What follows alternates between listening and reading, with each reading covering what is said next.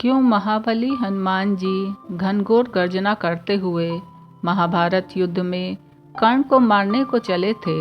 महाभारत के युद्ध में अर्जुन के रथ पे बैठे हनुमान जी कभी कभी खड़े होकर कौरवों की सेना की ओर घूर के देखते तो उस समय कौरवों की सेना तूफान की गति से युद्ध भूमि को छोड़कर भाग जाती। हनुमान जी की दृष्टि का सामना करने का साहस किसी में नहीं था। उस दिन भी ऐसा ही हुआ था जब कर्ण और अर्जुन के बीच युद्ध चल रहा था। कर्ण अर्जुन पे अत्यंत भयंकर बाणों की वर्षा किए जा रहा था।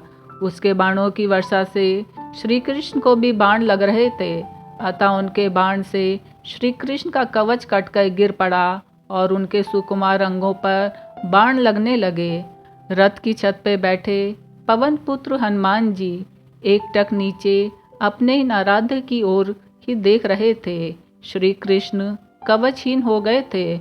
उनके श्री अंग पर कर्ण निरंतर बाण मारता ही जा रहा था। हनुमान जी से यह सब सहन नहीं हुआ।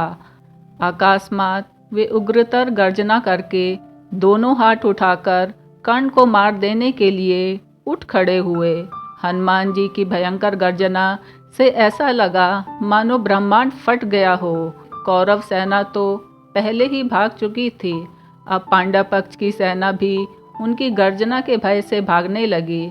हनुमान जी का क्रोध देखकर कर्ण के हाथों से धनुष छूटकर गिर गया। भगवान श्री कृष्ण तत्काल उठकर अपना दक्षिण हस्त उठाया और हनुमान जी को स्पर्श करके सावधान किया।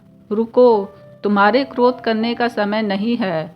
श्री कृष्ण के स्पर्श से हनुमान जी रुक तो गए, किंतु उनकी पूंछ खड़ी होकर आकाश में हिल रही थी।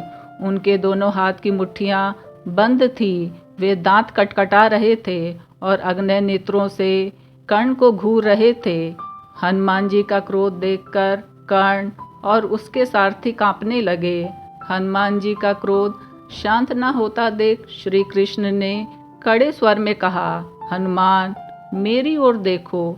अगर तुम इस प्रकार कर्ण की ओर कुछ क्षण और देखोगे तो कर्ण तुम्हारी दृष्टि से ही मर जाएगा। यह त्रेता युग नहीं है।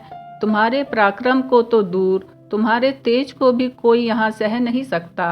तुमको मैंने इस युद्ध में शांत रह के बैठने को कहा है। फिर हनुमान जी ने अपने आराध्य देव की ओर नीचे देखा और शांत होकर बैठ गए।